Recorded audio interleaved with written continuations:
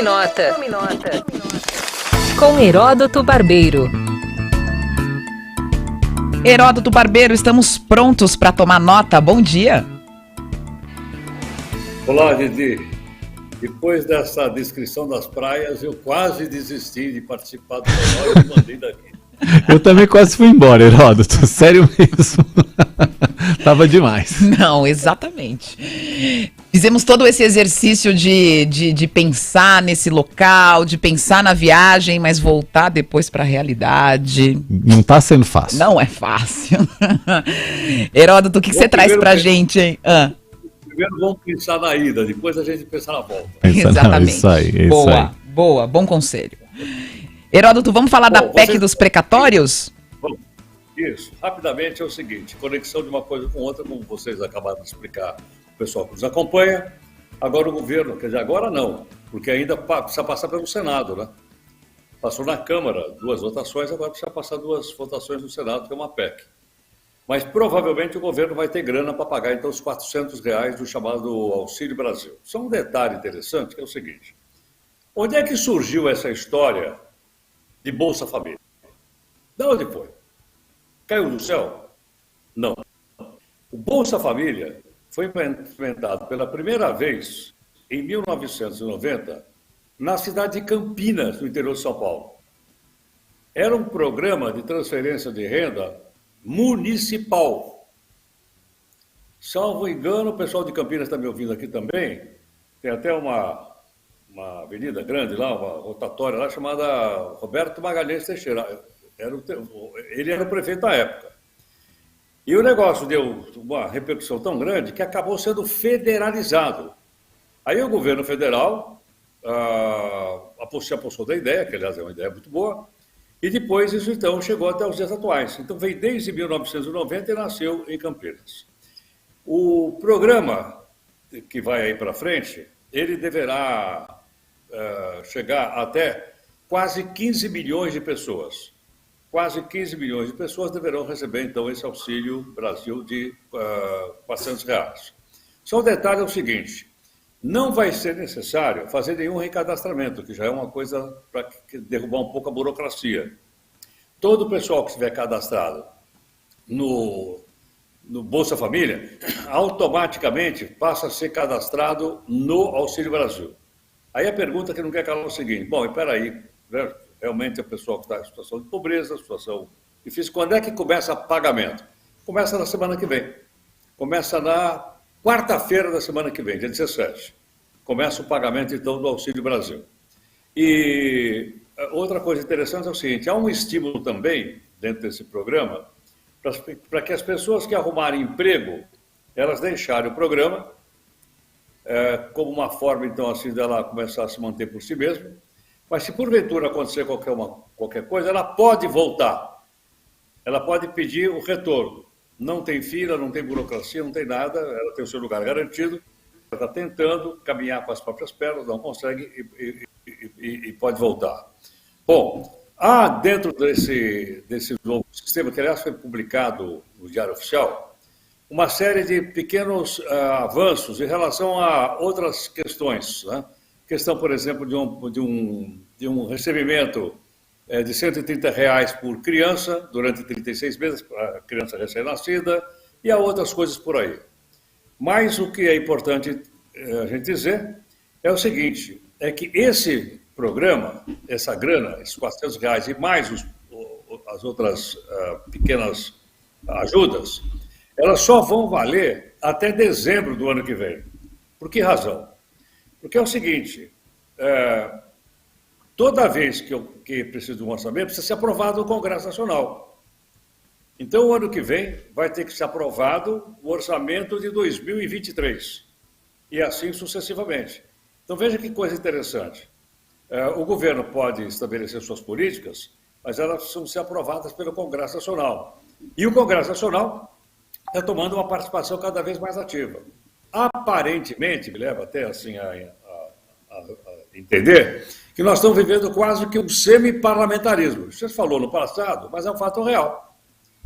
Então, veja só está aprovado até o ano que vem, porque está no orçamento da União, O ano que vem tem que aprovar outra vez o orçamento da União, e ele deve estar lá dentro e vai por aí afora.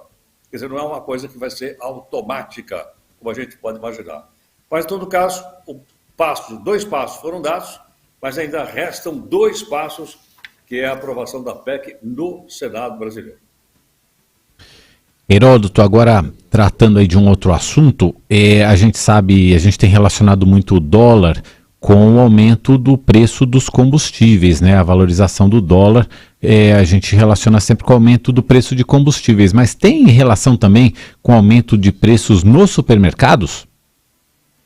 Totalmente, por incrível que pareça. Por incrível que pareça, tem sim. Mauro, você sabe que eu estava vendo o seguinte, pera um pouquinho, mas aqui nós ganhamos em real, não ganhamos em dólar.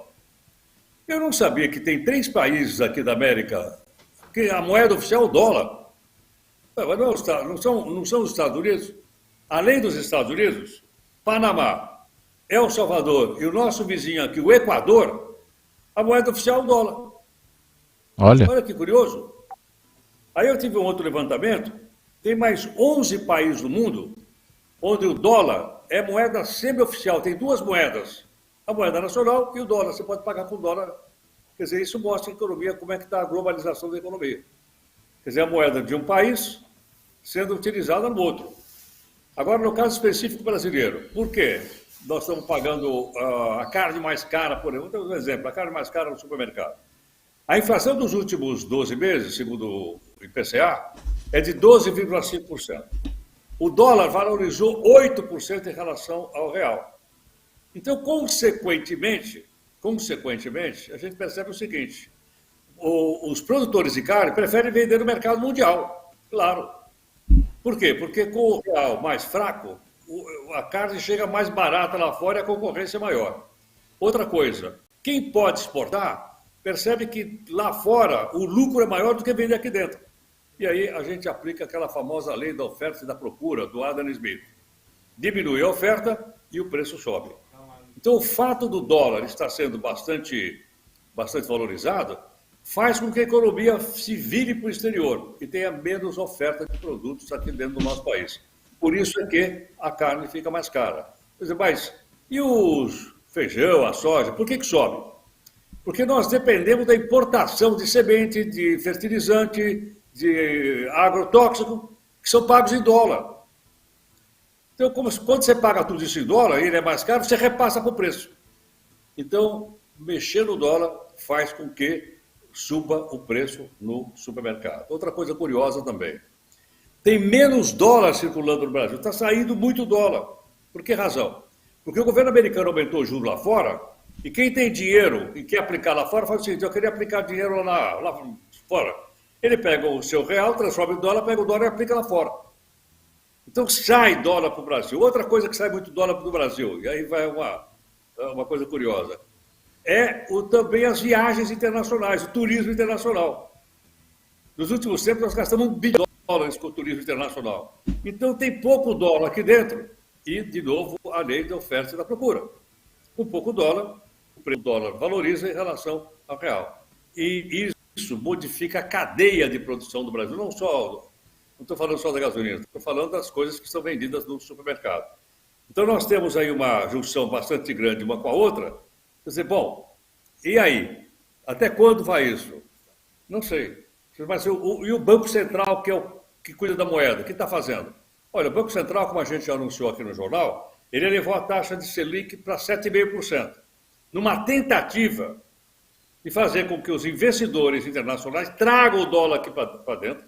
Diz, olha, aqui são 7,5% de rentabilidade do seu dinheiro. Trazer o dólar aqui para dentro, para que a oferta maior de dólar possa fazer com que ele caia também no mercado.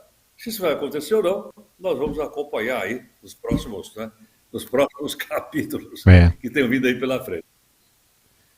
Muito bem, Heródoto Barbeiro, tomamos nota. Heródoto, bom dia.